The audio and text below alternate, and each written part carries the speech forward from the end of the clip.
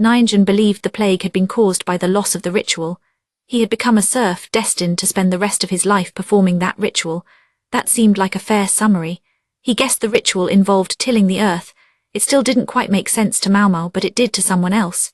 Nyenjan, is that right? You're talking about fall ploughing then? Maomao and Basin both looked at Lahan's brother quizzically. They didn't recognize that expression. It's exactly what it says, ploughing after the harvest in the fall, he explained. And that's good. Wouldn't it be more efficient to plough right before you plant the crops? Basin asked.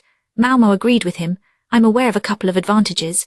For one, you can improve the soil by turning it over and putting down paddy straw, mushrooms or some other fertilizer. And for another, it helps eliminate eggs laid in the soil by pest insects.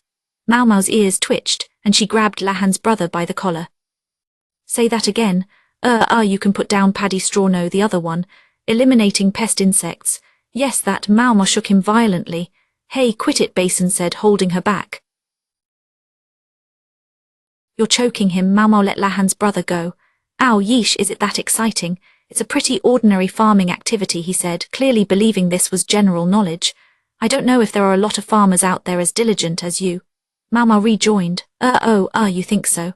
Lahan's brother was clearly having some conflicting feelings. He appreciated the compliment, but it was hard for him to accept.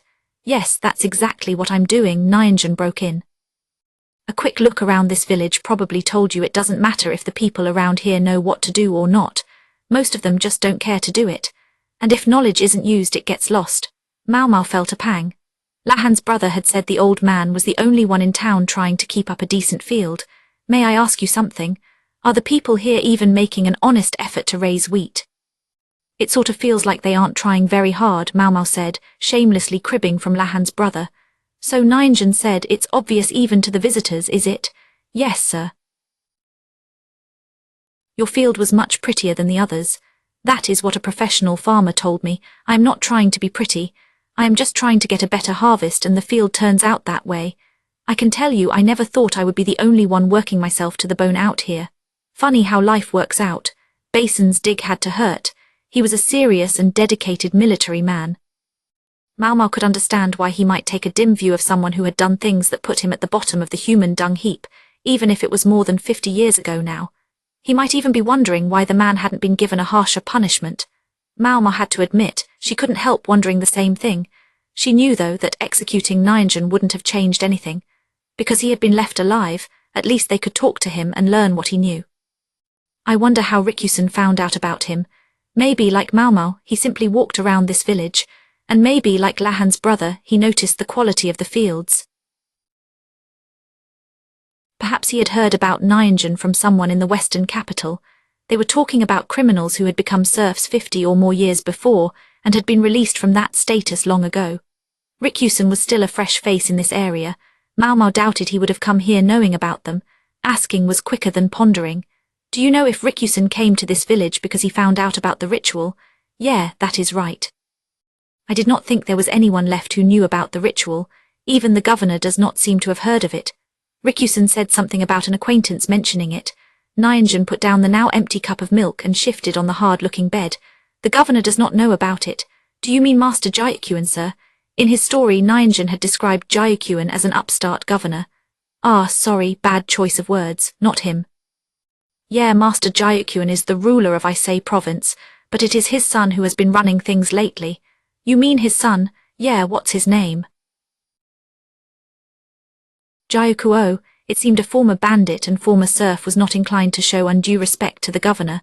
Maomao did not particularly care, but Basin appeared to take exception to Nyenjan's attitude. At least, she told herself, he resisted turning physical with the man. I got the impression that Master Gyukuo is well regarded in this village. What's behind that? Does it have something to do with the ritual? Maomao asked. Hardly. He's popular, plain and simple. He never punishes the farmers even if there's a bad harvest. In fact, he's so generous that if we don't have enough to eat, he gives to us from the stores. You can almost get more that way than you would by doing a proper job. Wow, wish I could say that, Lahan's brother piped up. Yeah, he's a real compassionate guy. A lot of the nomads are settling down. They say they'll be better off as farmers. Behind Nyenjan's words, Maomao thought she caught a tone of contempt. You'd think such a compassionate leader would want to continue the ritual, Lahan's brother said, setting down his empty cup with a tink. Like I said, he doesn't know the ritual. He doesn't understand. Even the Yi clan didn't know exactly what the ritual was or how it worked. These days, what they make me do is just a pale imitation, based on the best of their knowledge. So this ritual wasn't about petitioning the gods at all, it was really a way of preventing insect plagues, Maomao said. That's what I think. It's the work me and the other serfs were given to do in exchange for our lives. If we didn't want to do it, too bad they forced us. A few guys couldn't stand it and tried to run away, and a few guys just slacked off. But the authorities caught them and hanged them all. What did they expect when they'd spat on their chance to get off lightly? When you're told that you plough the fields or you die, then you plough like your life depends on it. What Nyanjan had done was never going to be simply forgiven or forgotten, so what else was there for him to do? After a decade, they started giving us some small change based on the size of the harvest. It wasn't much, but it meant we could start saving up, and that was everything. We are close to the western capital, and I think the proximity increased the income from the harvest. It was such a simple thing, but it got us involved. It made us start thinking about how we could improve yields, or keep the crops from getting sick, or keep the bugs away. Part of the reason we started keeping chickens was so they could eat whatever insects turned up when we ploughed the fields. Quack, quacked the duck, not that it was relevant. So the birds the windreaders used weren't chickens? Asked Maomao. No, they weren't. Chickens aren't suited to a nomadic life. But if they weren't chickens, then Basin looked very serious. They must have been ducks. No, they weren't ducks. What's wrong with you? Lahan's brother exploded. Basin frowned at this instantaneous comeback. Ducks eat bugs, and they're bigger than chickens, which means they can eat more bugs, right? Ducks like water. This is a desert. No one is going to raise any ducks. I have proof positive that you are wrong, Basin said, indicating his duck. Even waterfowl can grow big and strong here if they put their minds to it. Whoever heard of a duck putting its mind to anything? Lahan's brother demanded, but it was hopeless. Basin was a complete duck fanboy. The animal at his feet seemed to puff out her chest. Hate to break it to you, but they weren't ducks, did you call them? I've never seen one of these before, Nyanjan said. Lahan's brother smirked at Basin, who sulked and patted his duck on the head. The birds are exactly what we're missing to do the windreader ritual. Those birds weren't about eating bugs. They were used to find them. No one can just guess where there's going to be insects on all the wide plains, can they? I'd say it was because the windreaders knew how to do that, that the Yi clan gave them their protection. And now here was a serf, a survivor of a decimated tribe that had believed the windreaders and their rites were nothing but superstition. All right, can I get back to work? There is so much yet to do. Nyanjan heaved himself to his feet. Of course, sir. Whatever it is that you still have to do, perhaps you would let us help, Maomao asked before looking to either Basin or Lahan's brother for approval. You visitors from the western capital have funny hobbies. Your Rikusen said the same thing. Sure, I would appreciate it. I am the only former serf around here. Everyone else came to this village later. They do not give a care about anyone's fields but their own. It is only me looking after the fields of the guys who are gone, and it gets harder every year. Nyanjan had to be almost 70 by now, old enough that he might die at any time, yet he kept labouring away. I can't countenance what he did, but still. As Nyanjan shuffled away, Maomao felt like she could see shackles around his ankles. For the next 2 days or so, Maomao and the others helped Nyanjan with his work. They turned over the earth with farming implements. They discovered ants, earthworms and small beetles in the damp soil, and something else. These were long, thin blobs that had tiny eggs inside when examined closely. The chickens started with the earthworms, but moved on to the bundles of eggs when those ran out. Basin's duck joined them, pecking away at the ground. Were these grasshopper eggs? Maomao would have liked to calculate how many there likely were in a one-tan field, but she didn't have time. Whenever she found an egg bundle that the birds had missed, she would pluck it from the ground and place it in a jar. These are probably the larger ones, she thought. It was the kind of work that would drive someone with a fear of insects insane. Even Maomao, who had a good deal of experience with grasshopper dissection, didn't enjoy looking at the little egg bundles.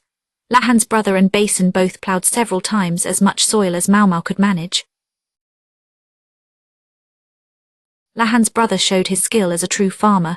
The way he held and used the hoe was different. Basin's ridiculous strength for once served him well. I am glad Basin was willing to join us here. He could have refused, saying this wasn't soldiers' work. There wouldn't have been much she could do then. He seemed to have taken Jinchi's concern about the grasshoppers to heart, and he joined in without complaint. It probably seemed easy compared to raising ducks. Basin's willingness to be part of this convinced the guards and farmers they'd brought from the western capital to help out too. It looked like they were going to plough the entire field within the day. Even Chu was there, scampering across the ploughed earth picking up any stray grasshopper eggs. 2 children followed close behind her, the brother and sister she'd given the potato to. They seemed to be under the impression that if they helped out, there might be another potato in it for them. Miss Maomao, Miss Maomao.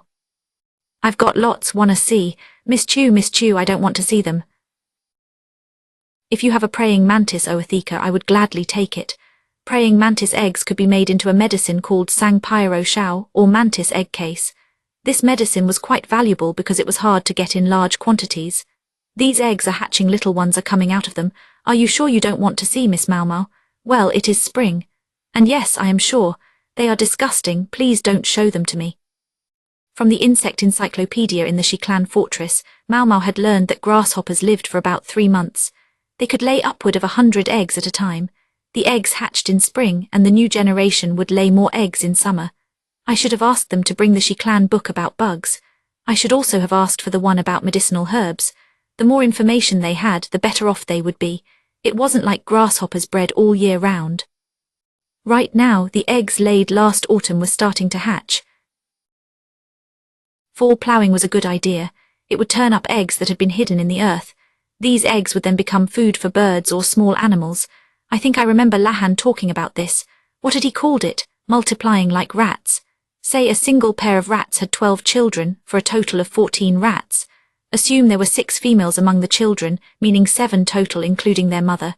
Each of them could have another 12 babies. This was basically an academic proposition, of course.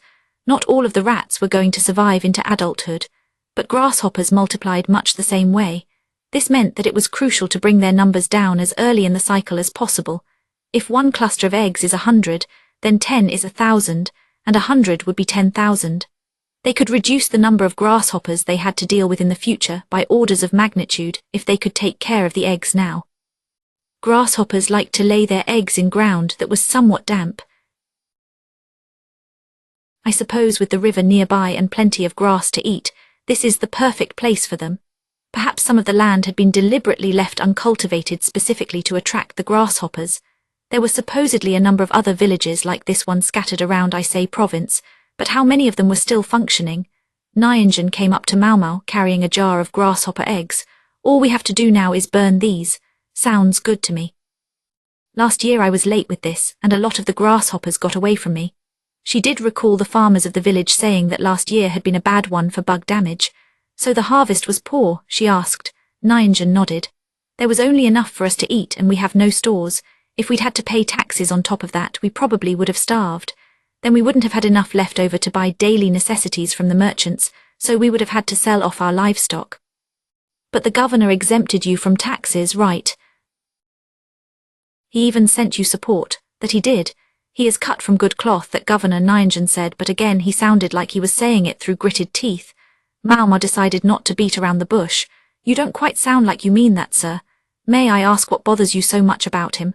I realize a former bandit is in no position to criticize, but these people will take anything they can get. They beg and wheedle and plead for every last bit.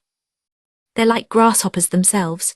If they're so eager not to starve, maybe they should try growing some crops. But they don't have to bother because they have a bad harvest and in comes the money. What would you do if you could make as much or more lazing about than by breaking your back in the fields? Is that why none of the fields in this village seem well cared for? You got it. It was the same way with the grasshoppers last year. Everyone simply stood by and watched the bugs ravage their fields. The village headman was only wondering how to present the situation in his letter to get the most sympathy from the governor.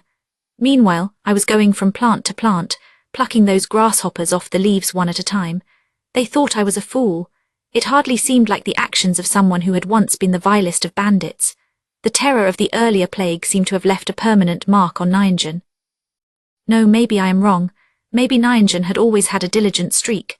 Born and raised to brigandage, he learned to shoot a bow and excelled at what he had been told was important killing. Logic was not something one was born with after all. Judging by how the village looks now, they must have brought in quite a lot of cash last year, Maomao said.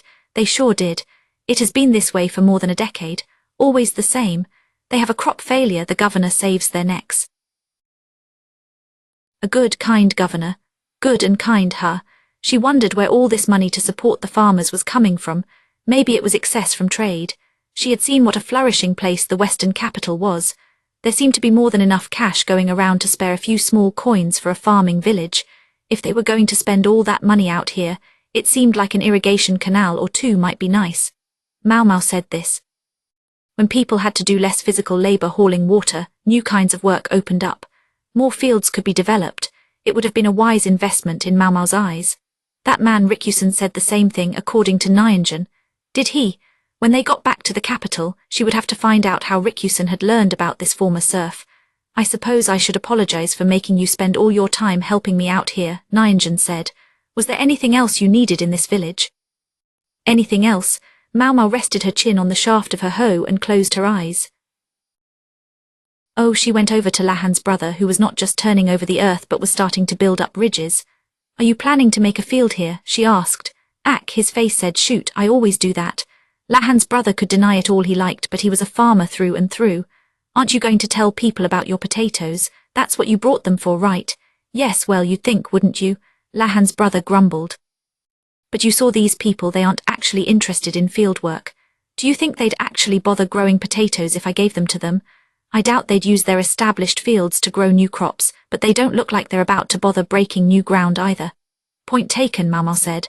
That's why I was so eager to meet the one person around here with a decent field. Oh, yeah, but there's no point giving the potatoes to the old guy. I guess not. As the last of the former serfs in this village, Nyanjan had to tend to his own field, as well as to the ploughing for the so-called ritual. Normally the ploughing would have been finished in autumn, but it was dragging on into spring, a clear sign of just how short of help they were. Do you think we could leave someone here to help? Maomao asked, looking at the farmers they had brought from the central region. Lahan's brother almost seemed to think about it. Then he said, they only came all the way from the central region because of me. I can't just leave them to work the soil in a land they hardly know. It would be too tragic, don't you think? Yeah, that's fair. Lahan's brother's older brotherliness could come out at the strangest times. He might have made a really good eldest son if only he'd been born into a normal family. I'm just glad my dad isn't here. He'd vow to make them understand the glory of potatoes, and then who knows what he'd do. If you'll excuse my saying so, I can't picture Lahan's father taking matters into his own hands like that. In Maomao's mind, he was an easygoing, almost Luhamen-esque figure.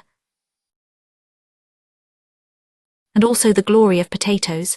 Oh, he would describe the beauty of the flowers, the shape of the leaves, the graceful, supple roots.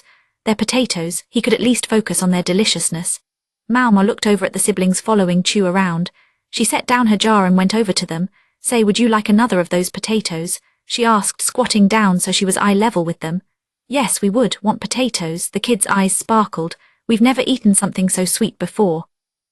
It was sweeter than raisins. Raisins, Maomao said. Sweets are valuable around here, Chu interjected. They don't have honey and sugar doesn't come cheap. She placed her large jar on her head and spun around. So sweets are worth more here than in the central region. I think we can use this. Maomao headed back to Lahan's brother, grinning. There was a big hole dug behind Nyanjan's house. It was covered in scorch marks. Maybe it was normally for burning trash or something. Is this where you burn the grasshopper eggs? Maomao asked him. It is. They do not burn easily, so you have to add fuel. This probably means oil or animal dung. The firewood and charcoal that Maomao and the others took for granted would almost pass for luxury products around here. Since we have all these eggs to burn, I wouldn't mind trying something different, Maomao suggested. Nyanjan gave her a look. Whatever works. What did you have in mind? Maybe I could borrow this. She touched a big pot sitting outside. It was old but sturdy. If they got the rust off, it looked like it would be quite usable. The dry grass and dead insects inside showed how long it had been sitting there. Sure, have fun. Maomao promptly turned the pot over and began scrubbing it with a reed scrub brush. Here you go, Miss Maomao, Chu said. She had hauled water from the river, which Maomao gladly used. That's quite a pot you've got there. Big enough to make King Jiao Rousey for 30 people. I wonder if they used it for cooking, Maomao said as she and Chu faced each other over the pot, scrubbing away. That was for making the serfs rice. They cooked up an entire day's worth at once, said Nyanjan. So there were plenty of serfs, said Chu. Maomao had told her Nyanjan's story, but the unusual lady-in-waiting didn't seem much bothered. It was as if it hardly mattered to her whether she was dealing with a former bandit or even a killer. So was this a serving dish? Chu picked up a round metal plate. That's a mirror. It used to be in the shrine. Mirrors were sometimes used for ritual purposes. This one might have been polished to a shine once upon a time, but now it was streaked with rust and reflected almost nothing. As long as we're polishing things, you want us to polish this, Chu said, rubbing it with her arm. Sure, if you would, I haven't had time myself. Perhaps the serfs had shared the duty of polishing it once again in some long ago time, but it was simply too much for Nijin to get to by himself. How much do the villagers really know?